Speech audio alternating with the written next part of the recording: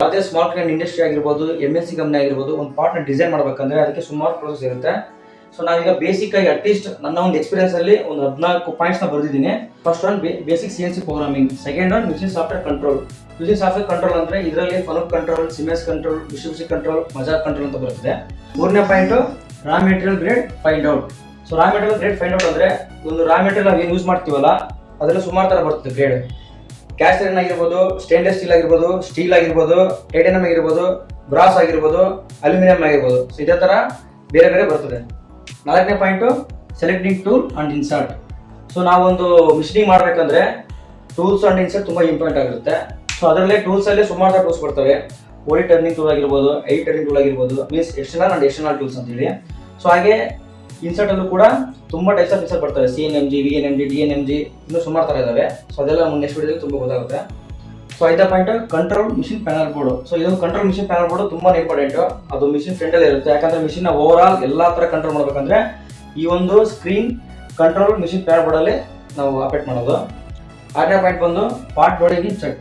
ಒಂದು ಪಾರ್ಟ್ ನಾವು ಮಿಷಿನ್ ಅಲ್ಲಿ ಟೈಟ್ ಆಗಿ ಬೋರ್ಡ್ ಮಾಡ್ಬೇಕಂದ್ರೆ ಚೆಕ್ ನ ಯೂಸ್ ಮಾಡ್ತೀವಿ. ಅದು 3 ಜಾರ್ ಚೆಕ್ ಆಗಿರ್ಬೋದು, 4 ಜಾರ್ ಚೆಕ್ ಆಗಿರ್ಬೋದು. ಏಳನೇ ಪಾಯಿಂಟ್ ಏನಂದ್ರೆ reading 2D and 3D engineering drawing. So ನಾವು ಡಿಸೈನ್ ಮಾಡಬೇಕಾದ್ರೆ ಫಸ್ಟ್ ಸ್ಟೆಪ್ ಇಂಜಿನಿಯರಿಂಗ್ ಡ್ರಾಯಿಂಗ್ ನ ರೀಡ್ ಮಾಡಬೇಕು. ಇಲ್ಲ ಅಂದ್ರೆ ನಾವು ಡಿಸೈನ್ ಮಾಡಕ್ ಆಗೋದಿಲ್ಲ. ಅದ್ರಲ್ಲಿ ಏನ್ ಡೈಮೆನ್ಷನ್ ಕೊಡ್ತಾರೆ ಅಂತ ಗೊತ್ತಾಗೋದಿಲ್ಲ. 8ನೇದು GD&T ಸಿಂಬಲ್ಸ್ ಫೈಂಡ್ ಔಟ್ ಮಾಡೋದು. ಸೊ ಈ GD&T ಸಿಂಬಲ್ಸ್ ಕೂಡ ಈ ಡ್ರಾಯಿಂಗ್ಸ್ ಅಲ್ಲೇ ಬರುತ್ತೆ. ಈ ಒಂದು GD&T ಸಿಂಬಲ್ಸ್ ನಾವು ಫೈಂಡ್ ಔಟ್ ಮಾಡಿಲ್ಲ ಅಂದ್ರೆ ಡ್ರಾಯಿಂಗ್ ಕಸ್ಟಮರ್ ಏನ್ ರಿಕ್ವೈರ್ಮೆಂಟ್ ಇದೆ ಅಂತ ಗೊತ್ತಾಗೋದಿಲ್ಲ. ಸೊ ಹಾಗಾಗಿ ಇದು ಕೂಡ ಇಂಪಾರ್ಟೆಂಟ್. ನೆಕ್ಸ್ಟ್ 9ನೇ point what is quality and quality control. So ನಾವು ಮಾಡೋ ಪ್ರಾಡಕ್ಟ್ ಕೂಡ ಕ್ವಾಂಟಿಟಿ ಜಾಸ್ತಿ ಇದ್ರೆ ಯೂಸ್ ಆಗಲ್ಲ. ನಾವು ಮಾಡೋ ಒಂದು ಪಾರ್ಟ್ ಅಲ್ಲಿ ಕ್ವಾಲಿಟಿ ಇರಬೇಕು, ಅಂದ್ರೆ ಡಿಫೆಕ್ಟ್ ಇರಬಾರ್ದು, 0 ಡಿಫೆಕ್ಟ್ ಇರಬೇಕು. ಸೊ ಅವಾಗಿದ್ರೆ ಮಾತ್ರ ಕಸ್ಟಮರು ಆ ಒಂದು ಪಾರ್ಟ್ನ ಅಕ್ಸೆಪ್ಟ್ ಮಾಡೋದು, ರಿಸೀವ್ ಮಾಡೋದು. ಸೊ ಹಾಗಾಗಿ ಇದು ಕೂಡ ಇಂಪಾರ್ಟೆಂಟ್. ಹಾಗೆ 10ನೇ ಪಾಯಿಂಟ್ ಏನಂದ್ರೆ NPD new part development. So ಎಲ್ಲ ಕಂಪ್ನಿಯಲ್ಲಿ ನ್ಯೂ ಪಾರ್ಟ್ ಡೆವಲಪ್ಮೆಂಟ್ ಮಾಡೋಕ್ಕೋಸ್ಕರನೇ ಒಂದು ಟೀಮ್ ಅಂತ ಇರುತ್ತೆ. ಸೊ ಅದು ಕೂಡ ಇಂಪಾರ್ಟೆಂಟ್. ನೆಕ್ಸ್ಟ್ 11ನೇ point quality checking instrument.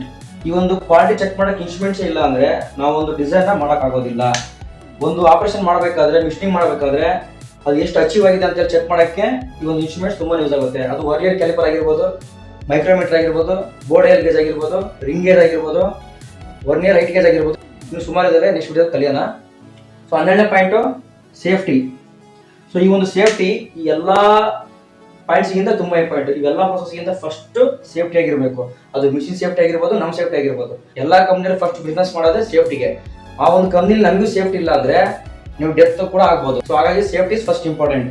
So next production plan. So ಈ ಒಂದು ಪ್ರೊಡಕ್ಷನ್ ಪ್ಲಾನ್ ನ ಯಾವ ತರ ಮಾಡೋದು ಅಂತ ನೆಕ್ಸ್ಟ್ ತಿಳ್ಕೊಳ್ಳೋಣ. 14ನೇ ಪಾಯಿಂಟ್ ಡಿಸ್ಪ್ಯಾಚಿಂಗ್ ಗುಡ್ ಪಾರ್ಟ್ಸ್.